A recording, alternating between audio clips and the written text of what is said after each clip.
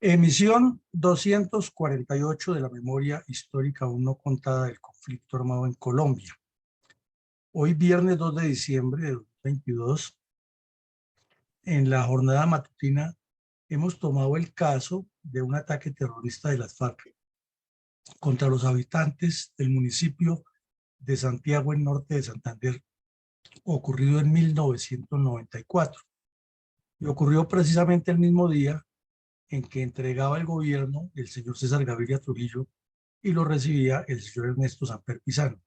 Lo llamaron la despedida de Gaviria y la bienvenida a Samper, en una campaña nacional de terror lanzada por las FARC contra todo el país. Fue el último mes del gobierno de Gaviria y el primero del gobierno de Samper fueron letales para Colombia en este sentido,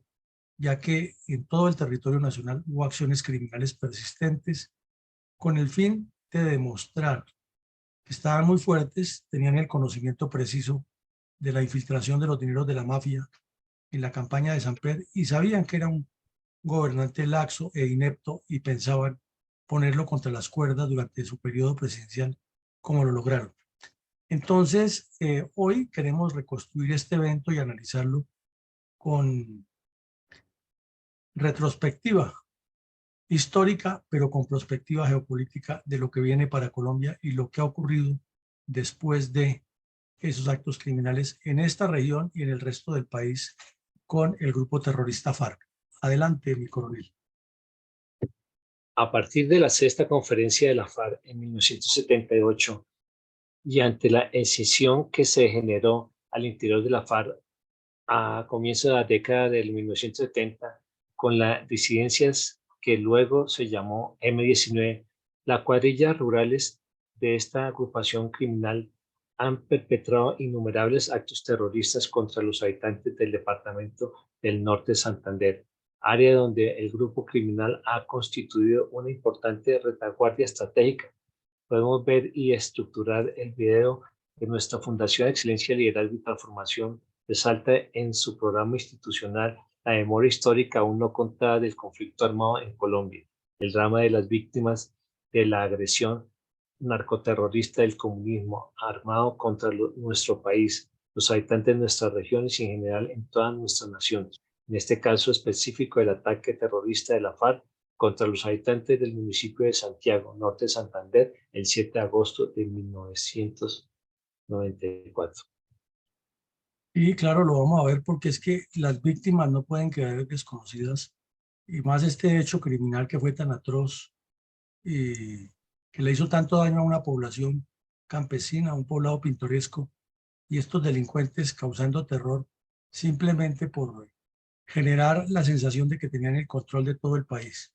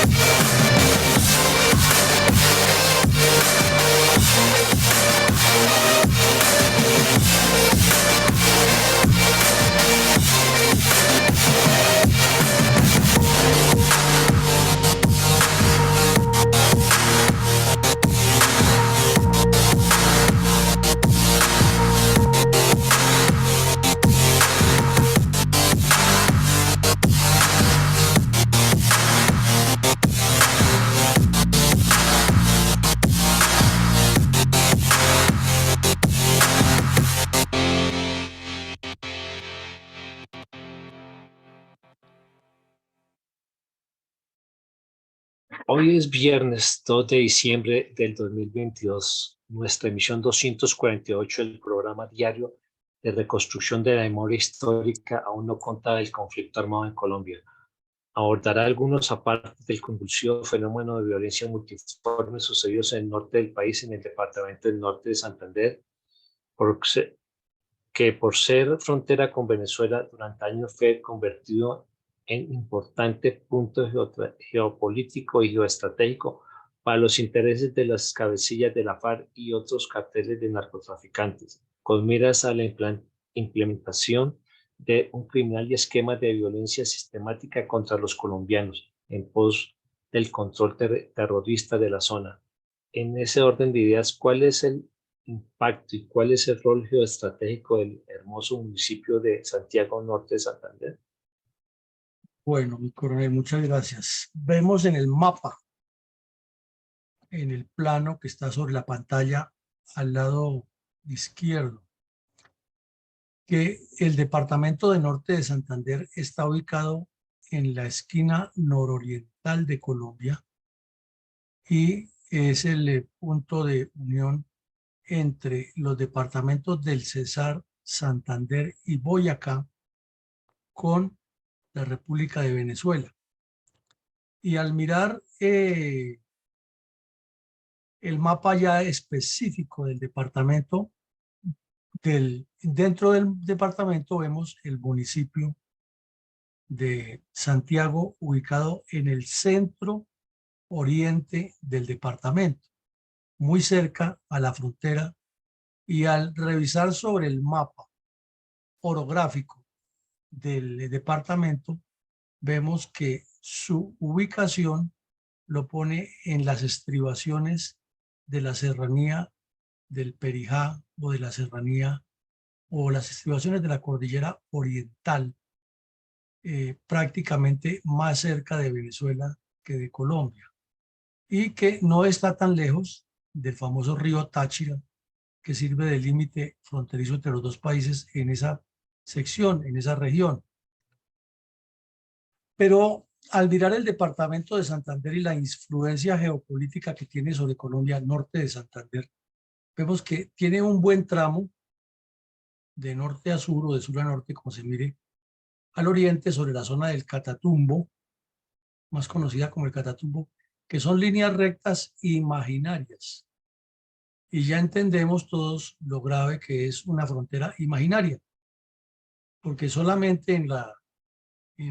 los desiertos del Medio Oriente los países han colocado límites con alambradas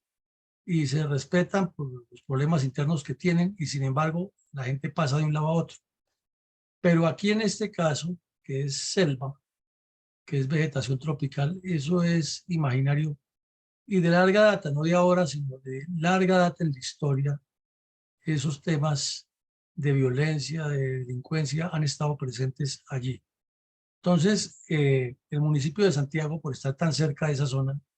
es blanco de lo que viene y lo que sale de Venezuela y hacia Venezuela en favor de todo tipo de delincuencias. Lastimosamente, una región tan rica para ambos países, con potencial petrolero, potencial agropecuario y con potencial de turismo ecológico que se podría hacer, ha estado afectada desde siempre por la conflictividad y la violencia. Al ver el mapa de Santander, de norte de Santander, nos damos cuenta que las carreteras principales son muy pocas y lo demás son carreteras secundarias que unen a estos municipios y que para la época de lluvias siempre será complejo vivir y soportar estas zonas. La cercanía del aeropuerto que hay al oriente es como el medio de comunicarse con el mundo exterior, sobre todo con Colombia, porque la cordillera se convierte en un obstáculo y no queda sino pasar por la carretera con la salvedad que tenemos de los derrumbes. Entonces el aeropuerto es muy importante. Vamos a ver entonces ahora un mapa que nos muestra que El departamento de Santander es uno de los que tiene más municipios en Colombia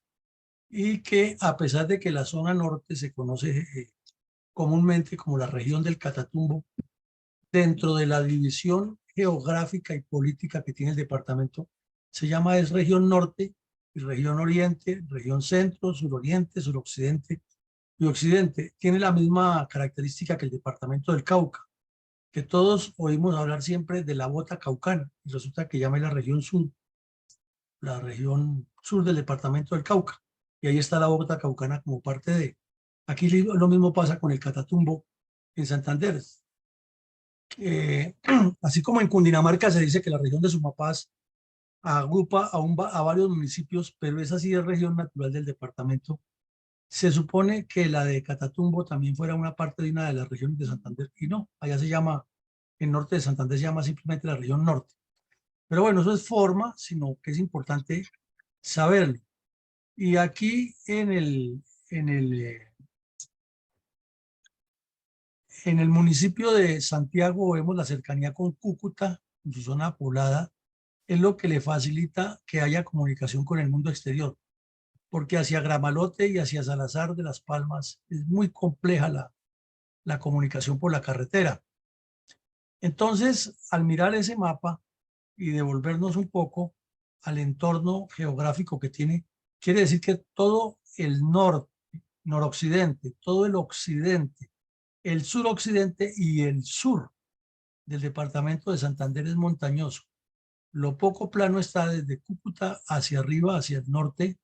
y en la zona del Catatumbo, que está llena de conflictividad, como lo hemos visto. Un departamento sui generis que tiene al occidente, al suroccidente, una muela grande, también más o menos semiplana, en las estribaciones occidentales de la cordillera oriental. Lo demás es un departamento supremamente quebrado, con alta posibilidad de movimientos telúricos, con alta capacidad hídrica y con mucho pliegue en las montañas, como lo alcanzamos a ver aquí en este mapa a gran escala, que nos indica que para un movimiento guerrillero, moverse en todo el departamento de Santander hacia Bolívar, corrijo, hacia el Cesar o hacia Boyacá es ideal porque tiene la montaña que le facilita ese movimiento. Y si se quiere mover hacia Venezuela, hay ríos que descienden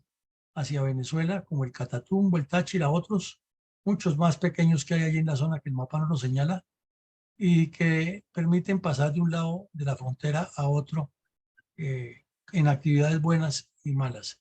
Interesante geografía y como vemos el municipio Santiago enclavado en el centro. Ahora, al ver aquí unas fotos, sí que queda uno más maravillado con lo que es el municipio. Este plano aéreo nos muestra que está también construido como todos los municipios de Cordillera Andina en la parte baja de una cordillera sobre un semiplano, que lo que más destaca es un colegio y la catedral o la iglesia en la zona urbana, y que tiene una construcción más o menos lógica, con tres calles principales se notan a distancia y unas carreras o unas calles intermedias que van formando la espina de pescado o los cuadrángulos. Como se nota, hay sectores donde la construcción es antigua. Aquí se alcanza a ver las casas de bareque con sus techos de teja y la construcción irregular de otro tipo de viviendas alrededor. Y como en todas partes de la cordillera andina donde hay poblados, la deforestación al lado de los cerros que están precisamente pegados contra la zona urbana, con las consecuencias que ya sabemos cuando llueve, lo que se produce, o inundaciones o deslizamientos de tierra, pero no ha habido forma para que en Colombia se legisle alrededor y se disponga la reforestación e inviolabilidad de esos sectores para evitar que las áreas urbanas sean afectadas. Nos falta mucho para llegar a eso. Al mirar el área urbana se nota una catedral hermosa con toda la herencia española y con pintura mos árabe, un color blanco y color ocre combinados, es típico de la combinación mozárabe, cuando se unieron los árabes con los ibéricos allá en la península ibérica. Y en la parte baja vemos que el municipio es un municipio minero porque produce mucha hulla, carbón de piedra, y lo saca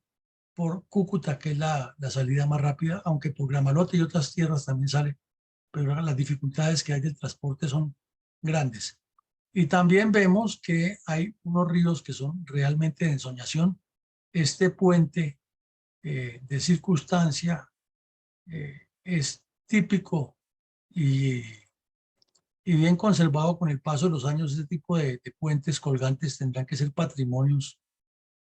históricos porque ha sido como se desarrolla nuestro país. Vemos aquí un balneario,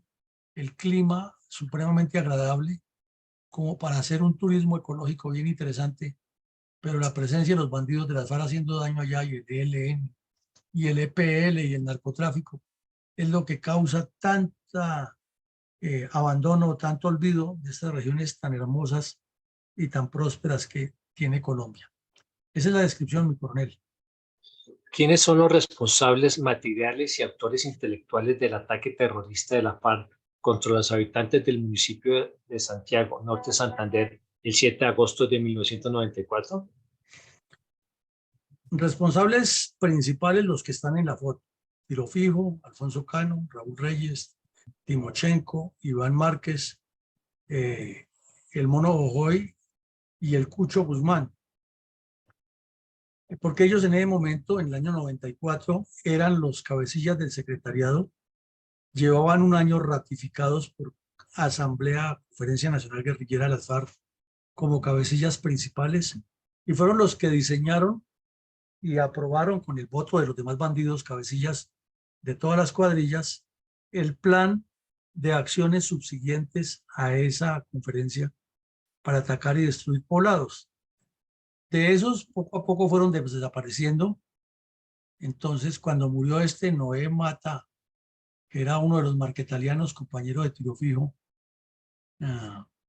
el papá, entre otras cosas, de uno que le decían Albeiro Córdoba, que lo mataron como 30 veces y hasta el general Naranjo pagó una recompensa por la muerte, y después apareció el bandido vivo por allá en otra parte. Murió y quedó Iván Ríos. Murió de muerte natural en Urabá. Tiro Fijo también murió de muerte natural. Cano en un bombardeo, Reyes en otro bombardeo y Jojoy en otro bombardeo. Y vivos ya no quedan sino Timochenko, que es el actual honorabilísimo senador, y Luciano Marín Arango, alias Iván Márquez, que incumplió el pacto FARC-Santos, y ahora el señor Petro lo está legitimando nuevamente, y dentro de poco lo tendremos hasta de candidato presidencial. Entonces, de esos 7, ya no quedan sino 2, pero los responsables intelectuales y los gestores del plan criminal fueron ellos, los ejecutores o los responsables por complicidad, todos los cabecillas de las cuadrillas que tenían las FARC y todos los asistentes a la 8ª conferencia. Y directamente los ejecutores, entonces, están Timochenko, aprobado en el terreno las acciones, y los cabecillas de la cuadrilla 33 de las FARC, una de las más grandes y más fuertes, sobre todo por la cercanía con el narcotráfico y la frontera. Esos son los responsables, mi coronel. ¿Cuáles podría enunciarse entre los antecedentes tácticos, estratégicos y políticos más resaltantes relacionados con el ataque terrorista de las FARC contra los habitantes del municipio de Santiago, Norte de Santander, el 7 de agosto de 1994? En 1987, reunidos en Uribe Meta, en la zona rural, en Casa Verde y los campamentos que había cerca, las FARC llevaron la batuta, la voz cantante, y estructuraron la coordinadora guerrillera Simón Bolívar durante la etapa final del periodo de Virgilio Barco. Y esa coordinadora guerrillera Simón Bolívar incluía al M-19, al EPL, al PRT, al Quintín Lame, como parte de su contenido. Pero el presidente Barco inició una serie de conversaciones con estos grupos terroristas y gracias a la presión militar que les ejercía el ejército en el Cauca contra las FARC, contra el ELN, contra el M-19, porque en ese departamento había de todo. Finalmente el Quintín Lame, que era una agrupación terrorista de indígenas, se rindió. El M-19 se rindió, entregó las armas, estaba muy golpeado. El trabajo de la tercera y la octava brigada fue fundamental para acabar con ese grupo terrorista. Y entonces los cabecillas que quedaban vivos optaron por negociar y entregarse, y entregaron las armas.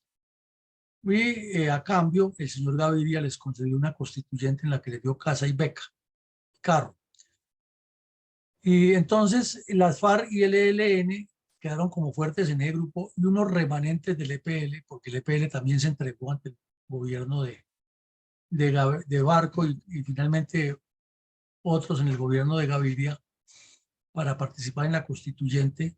Las FARC y el ELN quedaron como cabezas de la coordinadora guerrillera Simón Bolívar y un remanente muy pequeño del EPL que inclusive aún subsiste todavía en la zona del Catatumbo y ha tratado de desplegarse a otras partes del país, pero no ha podido desarrollar mucha influencia geográfica, además porque ha tenido problemas con las demás cuadrillas. Pero esos que se quedaron en el Catatumbo completamente dedicados al narcotráfico. Y allí, en la zona del Catatumbo, ocurrió la muerte del señor Argelino Durán Quintero, que ha sido un político norte santanderiano muy conocido, al que secuestraron para extorsionar a la familia y en medio del secuestro se les murió el señor y eso hizo que los diálogos de Caracas y Tlaxcala no funcionaran. Lo otro, que ya lo sabemos, es que el golpe de Estado que planeó Chávez falló, entonces tuvieron que salir de Caracas para irse a Tlaxcala, en México, y allá no pasó de ser pura publicidad y bastante dinero de pago de viáticos y de contratos con el señor de la calle, que ni fu ni fa, y fue un intento perdido, pero eso le sirvió al señor de la calle para ser vicepresidente de Samper en el siguiente periodo y para que Santos lo volviera a mandar de convidado de piedra durante su gobierno y pensara ser hasta candidato presidencial y se creía que él ya era el presidente de Colombia. Entonces toda esa historia nos une ahí. En segunda medida, los antecedentes con los carteles del narcotráfico se fueron haciendo más evidentes. Ya las FARC fueron creciendo como cartel de las drogas, de lo que hacían a finales del 70 y el 80, el solo gramaje, ya la participación era más directa y cada vez que se hacían operaciones en los sectores donde hoy hay narcotráfico, se encontraban más laboratorios, más campamentos y más desertores que contaban la realidad de la unión FARC-narcotráfico. Inclusive el general Bedoya había ido con Plinio Apuleyo Mendoza a diferentes regiones y comenzaron a publicar documentos, Plinio Apuleyo Mendoza y otros periodistas, y se fue mostrando esa alianza siniestra de narcotráfico FARC, que era lo que estaba financiándolos para avanzar como fueron avanzando en la organización de sus grupos. Al mirar el mapa con la ubicación geográfica de Norte de Santander nos damos cuenta la importancia de esta zona para que las FARC crecieran en la frontera hacia Venezuela y de Venezuela hacia Colombia y para constituir lo que llamaban o lo que llamaron luego el bloque Magdalena Medio. Si hay una región diferente al Cauca o al Caquetá o al Huila o al Tolima o el nordeste antioqueño, noroccidente antioqueño, donde las FARC hayan ejercido terror dentro de la población civil y control coactivo por medio de organizaciones sociales infiltradas, es el norte de Santander. Allá tienen sindicatos de todo y para todo, y quienes dirigen los sindicatos tienen antecedentes poco santos, poco claros, y demuestran que la construcción sistemática que hicieron las FARC de redes de apoyo es muy sólida en esa región. Por eso Timochenko estaba allí, ya que él es uno de los cerebros de la organización clandestina, de núcleos, de milicias, de Partido Comunista Clandestino, de Movimiento Bolivariano Clandestino. Él es uno de los gestores y uno de los artífices de que eso funcione así y que las FARC tengan esa consistencia en lo que Mao Zedong llamó el agua al pez, para comparar las guerrillas con la población civil. El Catatumbo en particular es la zona específica desde donde se irradia toda esa actividad, ya que sale hacia Venezuela al contacto internacional y se puede distender hacia Colombia y toda esta región. Y como lo vimos en el mapa, el municipio de Santiago, que está en la mira, es uno de los objetivos de esa irradiación de milicias, de Partido Comunista y de Movimiento Bolivariano Clandestino para crecer las redes clandestinas de apoyo a las FARC. En toda esa época anterior al 94, estamos hablando del 91, 92, 93,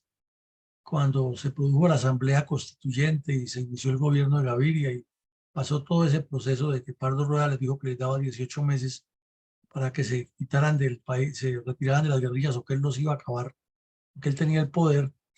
Todo ese periodo tenía una dificultad grande para las fuerzas militares. En Medellín y Bogotá y Cali, los carteles de narcotráfico tenían asoleada la seguridad. Eso eran carrobombas, ataques entre ellos, sicariato, asesinatos de policías, secuestros, amenazas, secuestros de políticos, periodistas ansiosos de premios del gremio que se prestaban para hacerles entrevistas clandestinas, y mientras tanto las FARC dedicadas a destruir la infraestructura. Más o menos desde el año 88, que ya la coordinadora se asentó, hasta el 93 fue un quinquenio completamente desastroso para el país, porque el narcoterrorismo estaba causando daños. Entonces, en respuesta a los combates con el ejército, fueron muchísimos, muchísimos. Hubo cantidad de soldados, oficiales y suboficiales heridos, hubo bastantes intentos de asaltos guerrilleros a poblaciones y hubo la necesidad de darle un viraje a la organización militar, porque la operación contra las FARC en Casa Verde demostró que había que hacer una especie de combinación entre operaciones regulares e irregulares que solamente existían en el mundo, en Israel, y que hoy las vemos, son tan importantes en la guerra de Ucrania. Entonces la doctrina militar colombiana, por su misma dinámica, ha ido evolucionando, inclusive antes que en otros países del mundo, con esta fenomenología. La diferencia es que en Ucrania tienen armas de altísima tecnología y de última generación suministradas por la OTAN y por Estados Unidos, pero aquí en Colombia no contábamos sino con la buena voluntad de los soldados y con las pocas decisiones que se tomaban. Y de ahí nació, de toda esa situación nacieron las brigadas móviles, nació o se hizo el reajuste de inteligencia militar hasta convertirla en una especialidad, un arma, igual con las comunicaciones, igual con las operaciones psicológicas y con el entrenamiento de los cursos lanceros y comandos y demás formaciones para técnicas de combate irregular. Entonces, hay un conjunto de actividades en esos combates que caracterizan la etapa previa a estos hechos. Hubo un incremento de secuestro, de terrorismo y de todos los indicadores de los proyectos de violencia en el país, dentro y fuera de las fronteras. Entonces ya la extorsión y el secuestro fueron creciendo a partir de esos años y tienen metástasis cuando se llega a la zona del Caguán, que ya fue lo más doloroso que sufrió Colombia, con todo lo que se ha publicado y se ha dicho y lo que falta por publicar de lo que hicieron las FARC en esa época. Hubo un incremento de reclutamiento de menores en toda la región. El municipio de Santiago no fue exento de esa actividad, ya que las FARC se movían por toda la región y tenían la facilidad de pasar a Venezuela. La cercanía con Cúcuta también es importante para toda la actividad logística y la actividad clandestina de ideologización. Reclutaron indígenas del Catatumbo y del nororiente de Boyacá y de Arauca, y los llevaban a estas regiones a entrenarlos como terroristas y a ser parte de los actos criminales. Y también hubo reclutamiento de muchos campesinos e indígenas venezolanos que, como ya lo hemos visto, la frontera, una línea recta en muchos sectores, eso es completamente poroso, o un río, y pues el río tiene N cantidad de pasos, no solamente los pasos usuales, y por allí se desplazan de un lado a otro, además porque son familias que tienen personas o personas que tienen familias al lado y lado, y para ellos no existe la frontera porque de tiempo atrás han vivido, es su región más que su frontera binacional. Y en paralelo, el Frente Internacional de las FARC desarrolló mucho trabajo, en especial en Europa y en México, con la oficina que tenía el señor Calarcá, se movían muchísimo. Y el Partido Comunista Clandestino fue creciendo en todo el país, y allá en Catatumbo en particular, formó muchas estructuras clandestinas. Entonces, esto es como el mapa general de lo que ocurría tanto en el país como en la región, y que nos da un contexto por qué estaban ocurriendo estos hechos. ¿Cómo describió la revista Semana los hechos relacionados con el ataque terrorista de la FARC contra los habitantes del municipio de Santiago Norte, Santander, el 7 de agosto de 1994? Pues hay una diferencia de fechas. La revista Semana lo puso que ha sido el 8, y los demás medios de comunicación lo colocaron que era el 7. Pero bueno, que sea el 7 o el 8 de agosto, al fin es algo un poco anecdótico. Lo grave es que las FARC entraron por asalto al municipio, un municipio muy, muy tranquilo hasta la época, a pesar de que ya se sabía que la guerrilla andaba por ahí, y que el ejército hacía patrullajes y presencia en los poblados, como es costumbre en las elecciones. Entonces, cuando hay elecciones, estos poblados que ya tienen algún número importante de habitantes son apoyados con la presencia de una patrulla del ejército, de un pelotón, o si es muy grande, una compañía, para garantizar el proceso electoral. Pero termina el proceso electoral y las tropas se van, y eventualmente una que otra patrulla pasaba por allí, sobre todo cuando había información específica, no era una presencia permanente. Entonces las FARC tenían el campo abierto para moverse, y ya se oían rumores por la fecha, por la época en que iban a asaltar el poblado, y en efecto, con la posesión de Samper lo asaltaron, y en el asalto asesinaron a 6 agentes de policía, y los otros 3 quedaron heridos. Naturalmente les robaron todo el armamento y toda la zona administrativa municipal, incluido un hotel que era o es un icono de ese municipio, sufrió daños parciales. Para la época, estamos hablando de 1994, hace 28 años, calculados en 200 millones de pesos de la época.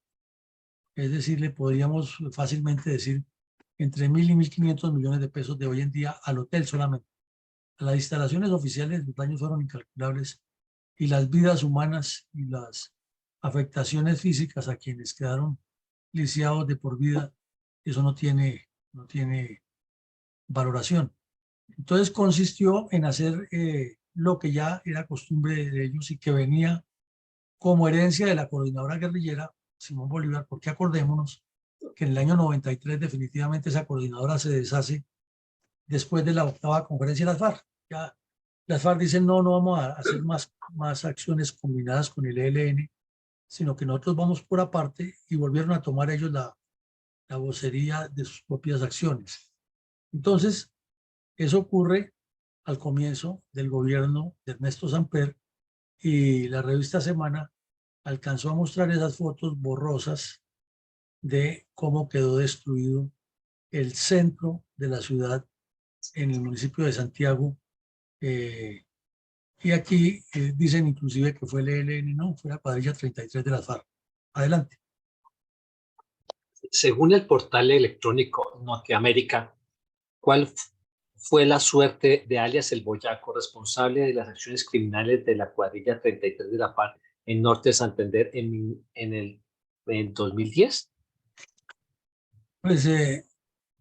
ya al final del gobierno del presidente Uribe, que se le había incrementado tanto el apoyo logístico como la capacidad operacional de las fuerzas militares, se produjeron muchísimas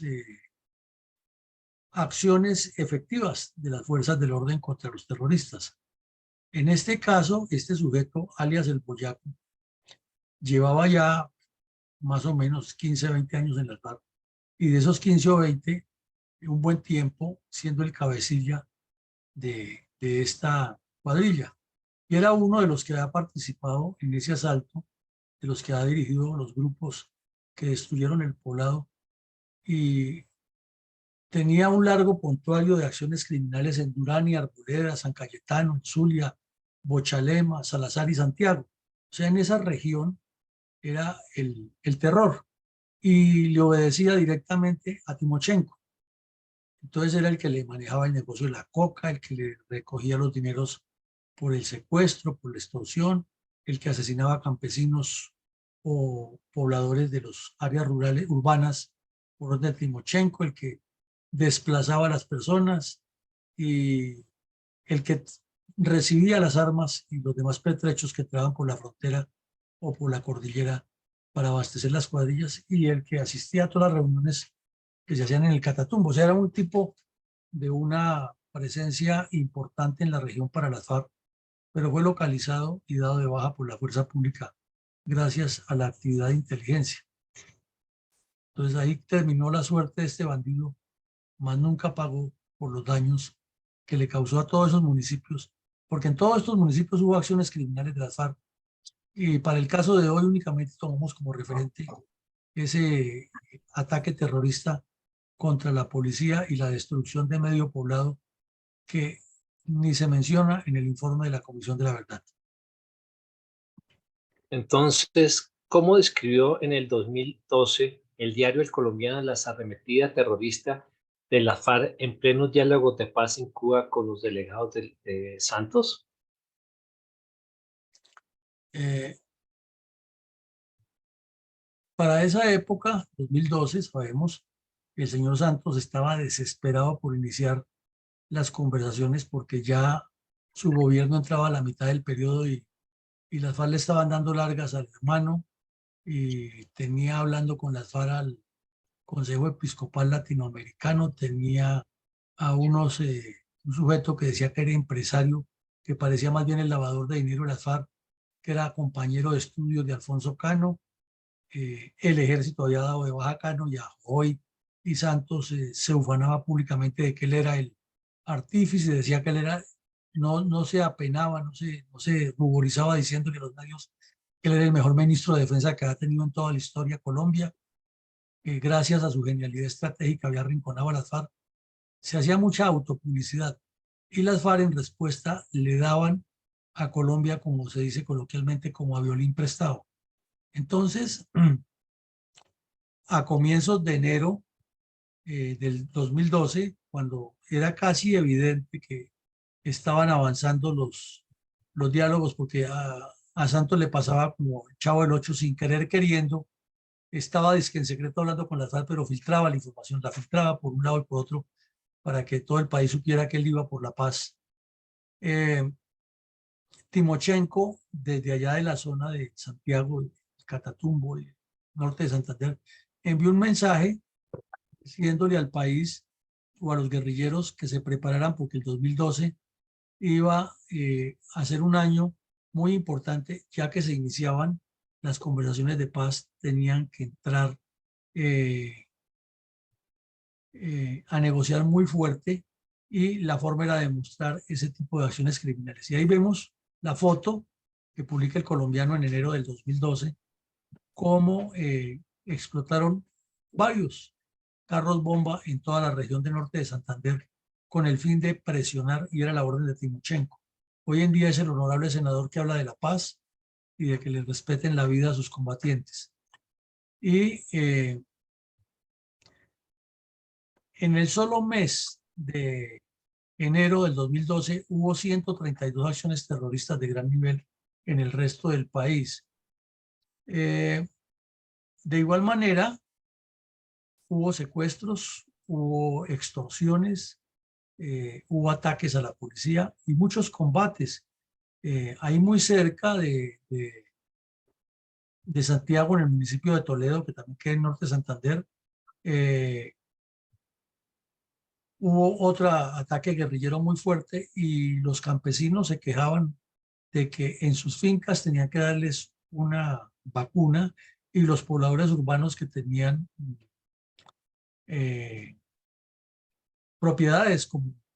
almacenes y propiedades en el transporte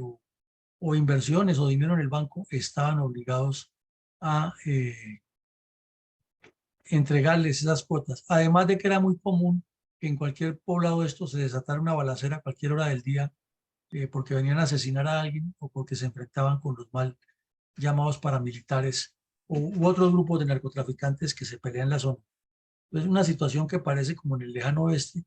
y que desafortunadamente para norte de Santander sigue vigente, porque como vemos muy cerca de esta zona, fue donde se colocó un carro bomba este año, que ya va a terminar,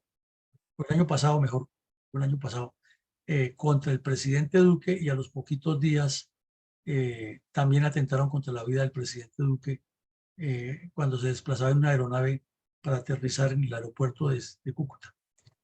Eso a grandes rasgos es lo que sucedió en 2012, cuando el señor Santos le anunciaba al mundo que iba a hacer la paz y Timochenko estaba haciendo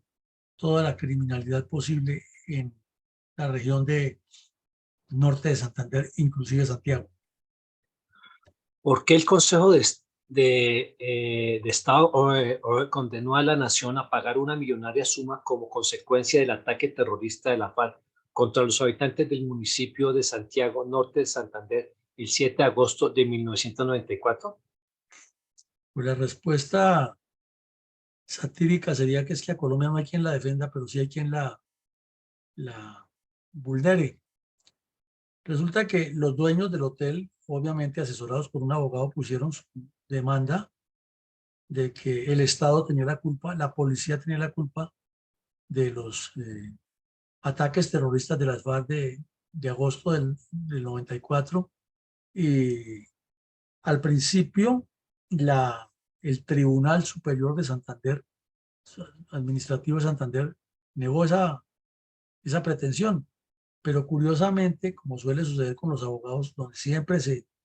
se habla fuera de micrófonos y se dice que hay movimientos grandes de coimas, cuando llegó al Consejo de Estado, el fallo fue favorable al afectado.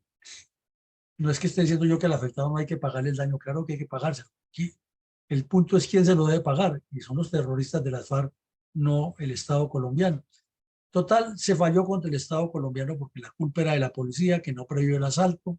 que no garantizó la seguridad, que el ejército llegó tarde, que todas las disculpas o los argumentos que han tenido siempre. Y en conclusión, se indemnizó al dueño del hotel con una voluminosa suma que siempre los abogados la ponen mucho más alta porque saben que entre más alto sea la indemnización, más alto es el porcentaje que les corresponde a ellos. Y si se cumple lo que se dice tras bambalinas de que es que hay que dar una liguita a quienes fallan, pues ahí está la explicación de por qué el Estado siempre sale condenado y no hay quien lo defienda. Son muy pocas las veces que el Estado colombiano no sale condenado, pero llama la atención es que si hacemos un seguimiento de todas las veces que hemos hablado aquí, siempre ocurre que los tribunales administrativos departamentales fallan que no se debe pagar y se presenta el recurso siguiente que es ante el Consejo de Estado y allá siempre se deshacen esos fallos y terminan condenando al Estado cuando se trata de pago de daños o compensaciones por daños. Es curioso eso y de pronto un estudiante de derecho que se quiera hacer una tesis bien sustanciada de derecho administrativo encuentra material por montones en los archivos del Consejo de Estado de todos los fallos contra Colombia y podría enfocarse qué es lo que pasa realmente allí. Ahí pasa algo raro. Es que a menudo lo hemos visto aquí. El Tribunal Superior del Huila dijo que no lo pagaba. El Tribunal Superior del Cauca dijo que no lo pagaba. Ahora vemos aquí el de Norte de Santander. No pagan, no aprueban. Y cuando se va al recurso siguiente, que es el último que queda, el Consejo de Estado siempre falla en contra de la nación y estas personas terminan recibiendo las indemnizaciones. Repito, no es que no las merezcan, pero es que esas indemnizaciones las debía pagar el señor Timochenko con todo el dinero que tiene, la mujer de Tiro Fijo y los que están en el Congreso y los demás bandidos del partido FARC, no los colombianos. Pero sigamos. ¿En qué consistió el cinismo de Rodrigo Londoño alias Timochenko, recién firmado el pacto FARC-Santos, en torno a los crímenes de la FARC en Norte de Santander? El cinismo de este bandido es extremo, y es que tiene como una risita burlona cada vez que habla y tiene un estilo como muy campechano de hablar, de campesino quindiano. Y resulta que recién terminado firmado el pacto con Santos, 6 meses después de firmado ese pacto, salió por los medios de comunicación, todavía no era senador, él es senador a partir del 2018, y andaban en esa época en que se destapó el problema de Santrich, Iván Márquez con el narcotráfico, y que el país les enrostraba todos los días que son unos bandidos tramposos que nunca entregaron los niños, que nunca entregaron los bienes. Y era por la misma época en que se burlaron del país y dijeron que habían entregado todos los bienes que tenían y escribieron ahí que unas resmas de papel usado y que unos lápices y que unos baldes y unos traperos, cosas ridículas. Y decían que eran tan correctos que han entregado hasta el último lápiz que tenían. Entonces, le dio por decir otra cosa en la cual el señor Santos, que ahora anda abrazado con él cada vez que se encuentran, le aguantó ese irrespeto para él y para el país, pero como ya tenía el Premio Nobel de Paz, que le dijeran lo que fuera que ella era Premio Nobel de Paz. Y es que pidió públicamente y envió cartas a distintas entidades internacionales para que viniera una veeduría internacional porque era que Colombia no le estaba cumpliendo el acuerdo de paz a las FARC y pobrecitos estaban concentrados en unas zonas que no era sino para 6 meses, ya llevaban casi 2 años ahí metidos y el Estado no les había puesto internet. El pollo no era de marca tal, sino no era la marca que ellos pedían, sino la que les estaba enviando el Estado, que cómo así que la carne que les enviaban no era toda lomo fino, si era lo que merecía un guerrillero, un montón de insensateces. Y de remate, la Academia Noruega y Sueca del Premio Nobel de Paz lo invitaron a que fuera a dar conferencias de la paz en el mundo y por allá estuvo en Europa, a pesar de tener una cantidad de órdenes internacionales de captura por terrorismo y por narcotráfico y secuestro. Allá estuvo paseando por los países nórdicos dando conferencias y diciendo que el gobierno no le cumplía y victimizando a las FARC en lugar de reconocer la cantidad de crímenes que cometieron. Y esto se olvida porque le dan la vuelta, porque estamos en el día a día, porque Shakira se separó con Piqué, porque la otra presentadora X o Y de televisión se hizo la liposucción, porque una presentadora se cambió el color de los lentes de los ojos. Todo eso se vuelve más importante que la realidad de lo que pasa en el país. Adelante. ¿Cómo resalta Fundec la memoria de los niños víctimas de la crueldad y la sevicia de la FARC y en este caso específico el ataque terrorista de la FARC contra los habitantes del municipio de Santiago, norte de Santander, el 7 de agosto de 1994? Pues como vimos un recorrido muy rápido y tocamos nomás 2 o 3 temas puntuales de lo que ocurre en la región, eh, quiere decir que en ese intermedio de esos hechos hay muchísimos más, pero muchas acciones y en todas con la participación de los niños como víctimas o lo que es peor como victimarios a nombre del grupo terrorista. Por eso queremos siempre colocarlos en primer plano.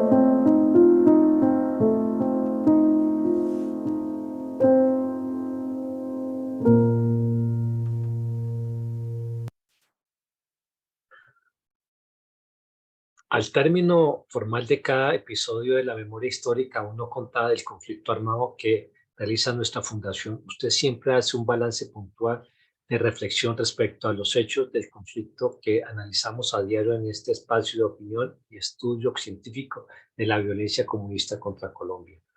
¿Cuáles reflexiones estratégicas tiene hoy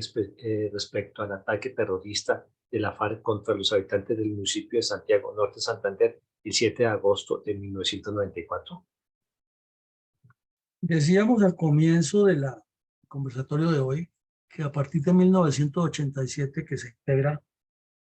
la coordinadora guerrillera Simón Bolívar, se incrementan los ataques terroristas mixtos en el territorio nacional. Y luego vemos que en el 93, como consecuencia de la octava conferencia y que no les funcionó la nueva constituyente que le estaban pidiendo a Gaviria, que la muerte de Pablo Escobar envalentonó a Gaviria porque ya estaba pensando en ser el secretario general de la OEA y necesitaba mostrar más resultados, les volteó la torta y no siguió hablando con ellos, y que las fuerzas militares arreciaron también la ofensiva. Entonces, en respuesta, con las decisiones que tomaron en la octava conferencia, las FARC también incrementaron las secuencias de ataques terroristas mucho más estructurados en el norte de Colombia. Y como sabemos, pues norte de Santander queda en el norte de Colombia. Y como hemos visto en el mapa, es la entrada en una especie de foco hacia el centro del país, en lo que llaman el bloque Magdalena Medio, que lo dirigía el señor Timochenko. Aquí se suma que el plan estratégico del 82 al 93 son dos conferencias importantes para el desarrollo, tienen un valor agregado y es la aprobación del movimiento bolivariano clandestino que ya venía funcionando, no es que apareció de la noche a la mañana, sino ya estructuralmente orientado por el secretariado de las FARC y con ya un manual, con un documento guía de base para poder actuar en forma progresiva en el plan estratégico para la toma del poder, lógicamente. Y ese refinamiento táctico les indica que como Casa Verde fue desalojada en todos sus campamentos, el de la Caucha, el de la Ucrania, el del Rincón de los Viejitos, el mismo sitio de Casa Verde, las reuniones y los campos de entrenamiento que tenían allá, todo eso fue ocupado por el ejército. Entonces fue como un sitio de paso de la cuadrilla 40, que sí se quedó en esa zona para seguir haciendo el combate de guerrillas y no perder un sector histórico. Entonces los cursos se trasladaron a los diferentes bloques de frentes que también se autorizaron a partir del 93. Entonces por eso es que Timochenko ya forma el de Magdalena Medio, allí en esa región, y comienza a llevar gente, la que se había entrenado en Casa Verde, en distintos cursos, y traen terroristas extranjeros a que dicten cursos cada bloque de frentes. Entonces el bloque oriental hace unos cursos, el de Timochenko hace otros, el de Antioquia hace otros, inclusive se rotan. Los terroristas van de bloque en bloque dictando cursos porque son terroristas internacionales. Ahí viene gente de ETA, de IRA, de los musulmanes, hay terroristas de oficio, de nicaragüenses, argentinos, brasileños, que son poco nombrados, pero que llevan años haciendo entrenamiento de diferentes grupos criminales en muchas partes del mundo. Cubanos también hay. Y por ejemplo, las FARC tenían una pareja que le decían los gringos, Erika y José, dos nicaragüenses que eran de la época de la Revolución Sandinista, a los que tenían como instructores por todos los bloques de frente. Entonces allá estuvieron también en el Magdalena Medio y en el Catatumbo dictando esos cursos. Ya lo hemos repetido hasta la saciedad, esa incrustación de unas organizaciones sociales infiltradas mediante las cuales manipulan a los sectores que ellos llaman populares, como son los campesinos, las amas de casa, y las fuerzan a hacer las manifestaciones o a apoyar en lo que dicen ellos asistencia logística y de inteligencia a la guerrillerada. Ese crecimiento del bloque Magdalena Medio y la ubicación de redes urbanas y rurales en Venezuela es parte fundamental de los, entre comillas, acuerdos diplomáticos de las FARC con los gobiernos de Venezuela. Aquí hay claro, es necesario apuntarlo. No solamente cuando Chávez subió al poder fue que comenzó el contacto, no, antes de que Chávez subiera al poder ya había contactos y acuerdos tácitos con algunos funcionarios del gobierno venezolano que les facilitaban el territorio y no los perseguían. Entonces estaban en esa dicotomía que en el ejército venezolano había personas muy transparentes que no querían nada con los bandidos colombianos, porque además entendían que eso era un problema para su país a largo plazo, pero había otros que sí por dinero y por ideología y por problemas de creer que esa era la forma de afectar a Colombia, les toleraban y tenían acuerdos. Y en el libro que publica el Instituto de Estudios Estratégicos de Londres acerca de lo que se encontró en los computadores de Raúl Reyes, están hasta transcritos los correos electrónicos y los mensajes que se tramitaban entre estos bandidos de aquí y de Venezuela para hacer esas coordinaciones. Como vimos en la descripción inicial, la pregunta inicial de la importancia geopolítica del municipio de Santiago, es todo el departamento del norte de Santander el que tiene una importancia estratégica fundamental para el desarrollo de un proceso guerrillero a largo plazo, porque como lo vimos, casi todo el territorio es de cordillera, tiene salida directa hacia Venezuela en algunos sectores donde la frontera es absolutamente imaginaria, en otros sectores de selva y montaña y ríos, que eso no sirve sino para incrementar la posibilidad de que las guerrillas se muevan a sus anchas por los dos bordes fronterizos, y porque esa ubicación es esencial para ir cerrando eh, los controles geográficos y geopolíticos sobre el centro del país. Y si miramos un poco figurada la imagen, eh, la península de La Guajira y lo que queda al norte de Santander dan la sensación como si fuera la cabeza de un pavo o de un pisco. Entonces, torcer esa cabeza significaría estrangular el resto de la vida del país, si lo queremos mirar de esa manera. Entonces, por eso es importante la ubicación geoestratégica del departamento de norte de Santander. Que se puedan mover las cuadrillas con tanta facilidad por toda la región de norte de Santander tiene una explicación lógica, y es que las redes de apoyo que están ubicadas en los municipios se construyen primero que eso es lo esencial de o sea, la construcción de un movimiento guerrillero es como cualquier proyecto, debe tener unos pasos anteriores de fundacionales o de cimentación, eh, de bases, para luego sí hacer el trabajo de, del desarrollo del proyecto. Entonces, esas redes de apoyo son muy eficientes para las FARC y son muy importantes porque son las que les facilitan que las guerrillas se puedan mover por puntos seguros, ya que tienen la información y tienen la asistencia logística y la posibilidad de apoyarlos en todo lo que requieran en cualquier momento de la guerra. Entonces, es una organización subrepticia, clandestina, que está ahí, que nadie la ve, pero que les da una solidez grande para moverse. La incidencia del narcotráfico, el secuestro y la extorsión es fundamental para esa época. Las petroleras, en particular del Catatumbo, y los finqueros y los mineros de Ulla, allá en Santiago y en otros municipios de norte de Santander, donde se explota el carbón, han sido blanco permanente de esos delincuentes para extorsionarlos o secuestrarlos. Y los cultivos de narcotráfico, que han crecido muchísimo, han sido una fuente de ingresos, y como están a ambos lados de la frontera, mejor todavía, y por eso era que Timochenko vivía tan feliz en esa región, a ambos lados, o en Venezuela o en Colombia. Y finalmente, todo el trabajo del Frente Internacional les fue dando más contactos, además que los comunistas, por solidaridad en todo el continente y en el mundo, están del lado de las FARC, y la propaganda, que ha sido intensa, y como lo hemos mencionado en los últimos programas, en todo el continente y en el mundo entero hay propagandistas y ha habido propagandistas de la FARC.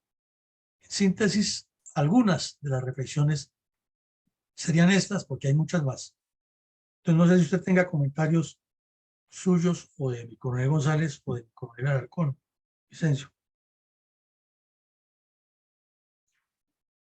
Mi coronel, pues más que el comentario es la situación siempre de la frontera con Venezuela. Durante tantos años nos ha afectado geopolítica como geoestratégicamente, donde los bandidos se han refugiado durante los últimos 30, 40 años, 30 años, digamos. Eso es lo que esa facilidad de acoger a los bandidos en el país vecino, pues es lo que debilita nuestra situación política y geoestratégica de Colombia. Bueno, muchas gracias. Sí, señor. Es que esa posición geográfica son lo que en geopolítica llaman las maldiciones geopolíticas. Territorios con riquezas casi siempre en medio de regiones que son fundamentales para el avance de algún proyecto expansivo o de un proyecto bélico, y en este caso es bélico y expansivo. El interés de las FARC de avanzar hacia la toma del poder. Entonces terminan estas personas en medio de la riqueza soportando la violencia y el atraso. Son contradicciones que algunos especialistas en geopolítica han llamado la maldición del petróleo, por ser el más visible. Pero igual pasa con los diamantes en África, con el oro en Latinoamérica y otros países del mundo. Y en este caso específico aquí, con la productividad de la tierra y la minería. Pues llegamos al final del ejercicio. Los invitamos esta noche. Tenemos una actividad muy interesante, que es el análisis de los 9 meses de la guerra en Ucrania derivada de la invasión rusa. Y el lunes retomaremos con la emisión 249 del conflicto armado en Colombia y hablaremos del ataque terrorista de las FARC al municipio de Baraya, Huila, en 1999. Llegamos pues al final, les agradecemos mucho la compañía y los dejamos con nuestro mensaje institucional. Invitado nuevamente para que todos los días, de lunes a sábado, de 7:30 a 9 de la mañana, se conecte a las redes sociales de la Fundación Excelencia, Liderazgo y Transformación, a escuchar en la voz de sus protagonistas la verdadera memoria histórica de la violencia desatada durante varias décadas por las guerrillas izquierdistas contra Colombia. Lo esperamos en nuestra próxima emisión.